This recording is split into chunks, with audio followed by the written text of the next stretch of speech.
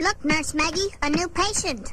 Oh, I got the hiccups and I got them bad. Nurse Maggie, begin preparation of the secret hiccup elixir. Milk, ice cream, maple syrup, cream of broccoli, hot sauce. No way, man. I knew it. Not enough hot sauce. Climb into the treatment apparatus, please. Confidentially, Nurse Maggie, this treatment has occasional side effects. But the side effects are somewhat entertaining, are they not, Nurse Maggie? I'm stumped, Nurse Maggie. This is the worst case of hiccups we've ever treated. That's it!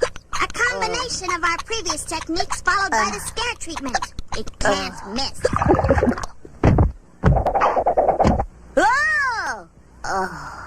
I pronounce this patient cured.